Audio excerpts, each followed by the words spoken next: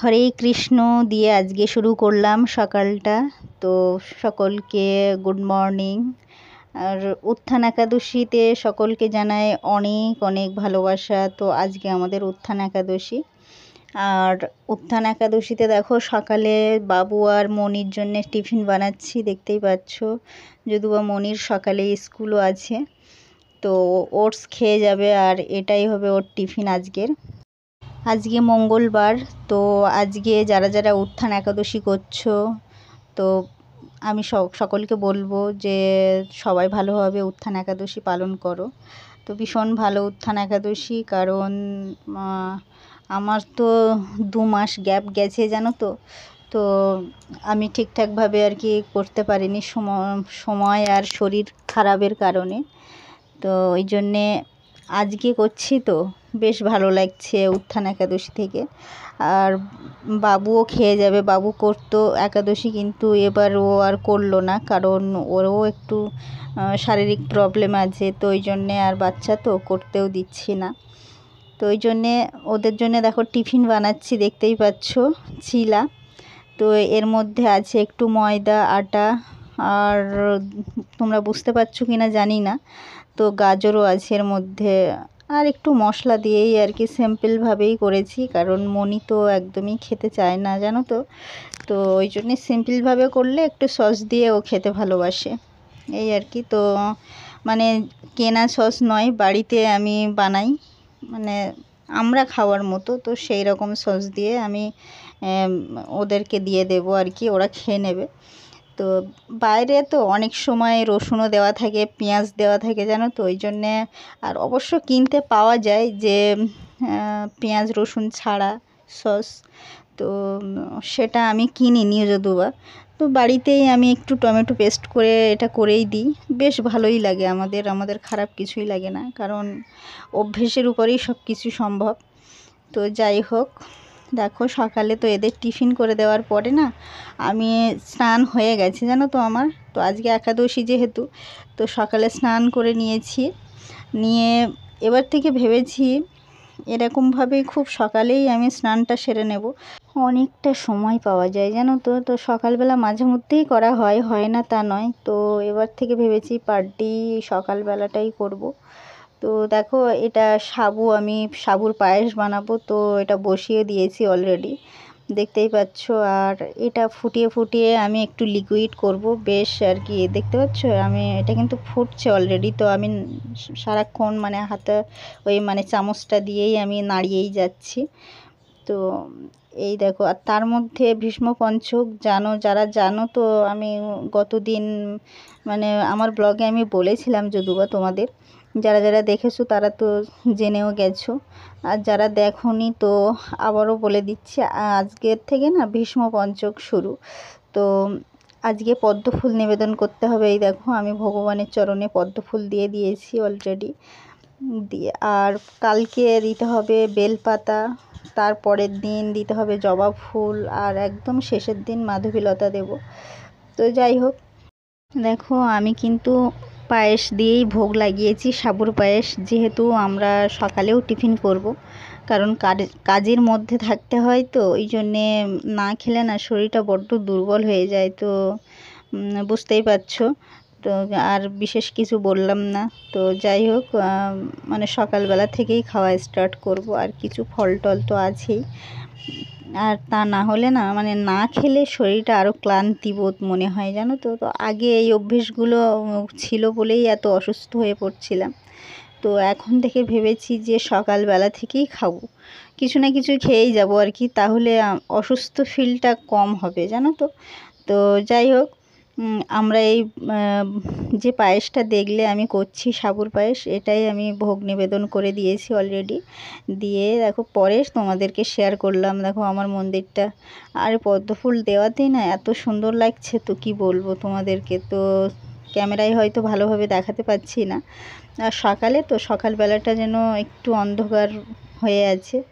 তো দেখো ভোগ নিবেদন করার পরে তোমাদেরকে দেখাচ্ছি, এটা সোমের দিনই যদুবা আমি ভগবানের জন্যে একটা আমার বাটি আছে পিতলের, তো সেই বাটিতে করেই দিয়েছি। আর এটা তোমাদের দেখাচ্ছি, দেখো এইরকম কালার আমি বাতাসা দিয়েই করেছি। দুধ বাতাসা দিয়ে আর কি। তো পায়েসটা একটু করতে সময় লাগে, খুব যে সময় লাগে তাও নয়, বেশ আর কি মোটামুটি 10-15 মিনিট লাগে আর কি, 10-15 মিনিটের মধ্যে রেডি হয়ে যায়।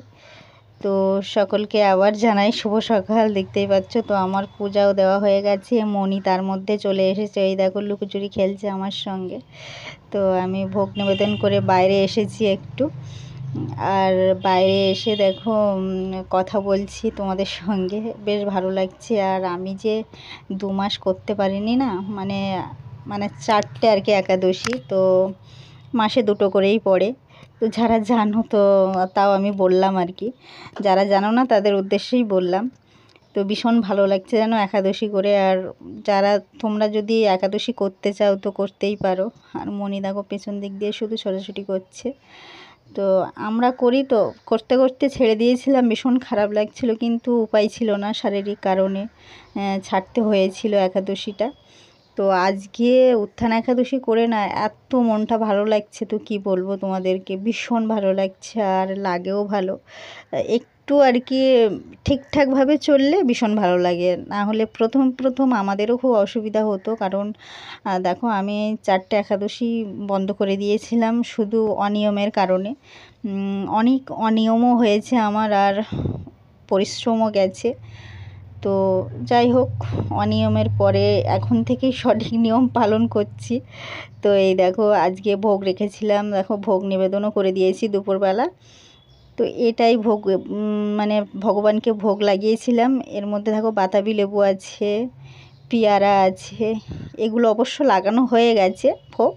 তো এগুলো এখন আমরা প্রসাদগুলো খাবো, তো ওই জন্যই তোমাদের সঙ্গে একটু শেয়ার করলাম। তো কি কি দিয়েছি দেখো, বাতাবি লেবু দেখতেই পাচ্ছ, পেয়ারা আছে, আপেল আছে, শসা আছে, বাদাম, কলা দেখতেই পাচ্ছ, আর সবজি আছে কচু আলুর সবজি।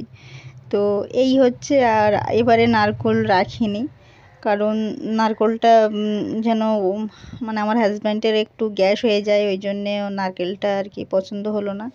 আর আমাদের এখানে মশার উৎপাত দেখো, প্রচণ্ড মশা মশা হয়েছে এত, তো কি বলবো। তো বাবু আর মনির জন্যে ভাত করে নিয়েছি অলরেডি কুকারে। আর দেখো সবজি, এটাই সবজি করেছি, অবশ্য এটাও দেখো একদম সাদামাটা, এর মধ্যে হলুদও কিছু দেয়নি। তো কুমড়ো আলুর সবজি টমেটো দিয়ে, দেখতেই পাচ্ছ। ওরাও চাইলে আমরাও এখান থেকে খেতে পারি, এমনভাবে করেছি। আর ইচ্ছে হলে খাবো, না হলে খাবো না, এটাই আর কি। আর কচু আলুর সবজি করেছি, তো সেটা তোমাদের দেখায়নি, সেটা এই থালার মধ্যেই কিছু আছে, মানে ভগবানকে নিবেদন করেছিলাম। তো ওটা আলাদা কড়াইতেই রাখা আছে, ওই জন্যে আর দূরেই রাখা আছে। তো যাই হোক, এবারে আমরা প্রসাদ গ্রহণ করব। আর এই দেখো একাদশীর মাহাত্ম্য, তো এটা সন্ধ্যাবেলা পড়ব বলে আমি বার করলাম, কারণ তোমাদেরকেও একটু তোমাদের সঙ্গে শেয়ার করা হবে, এই আর কি। দেখেছো একাদশীর মাহাত্ম্যটা কত সুন্দর। আর আমি না ভগবানের জিনিস ভীষণ যত্ন করেই রাখতে ভালোবাসি, আমি কেন সবাই রাখতে ভালোবাসে। যাই হোক, তো আমার সমস্যাটা কি বলো তো, একটা ব্যাস কাঠটা আমার নেই, কারণ ব্যাস কাঠের উপরে রেখেই এইসবগুলো পড়তে হয়। তো ব্যাস কাঠ আপাতত এখন নেই, তো ওই জন্যে কোলের মধ্যে করেই আমি পড়ছি। ইচ্ছা আছে ব্যাস কাঠ একটা কিনবো, কিনে মানে কিনলে অনেক সুবিধা হবে আমার, যেহেতু আমি ভাগবত গীতা সবই আমার সময় হলে আমি পড়ি। ভগবানকে ওই জন্যে অনেকভাবে ডাকি, জানো তো, যে এইগুলো পড়ার সুযোগ আমাকে করে দাও।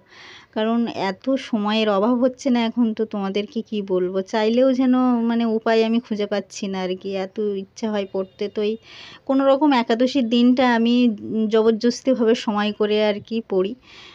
তো এখানেই দেখো, এই দেখো দেখেছো উত্থান একাদশী বা প্রবোধনী একাদশীর এই যে মাহাত্ম্যটা এই বার করলাম আমি, ওই পর্যন্তই পড়তে হবে আমাকে।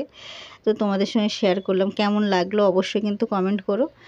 আর এই দেখো একাদশীর মাহাত্ম্যটা এত সুন্দর, তো কী বলবো। আর যে মানে আজকে যে উত্থান একাদশী, উত্থান একাদশীতে মাহাত্ম্যটা পড়লেও যে এত সুন্দর লাগে, তো তোমাদেরকে আর মানে যারা জানো তো জানো, আর যারা জানো না তো কী বলবো, এত সুন্দর লাগে। তো মাহাত্ম্য একাদশীর দিনে অবশ্যই পড়তে হবে, এটা কর্তব্য। তো এখানেই আমার ব্লগটা আজকের মতো শেষ করব, জানো তো এখন এটা পড়তে হবে, ওই জন্যে আর কন্টিনিউ করতে পারবো না। আবার পরের দিনে আবার একটা নতুন ভিডিও নিয়ে চলে আসব। ভালো থেকো, সুস্থ থেকো, টাটা।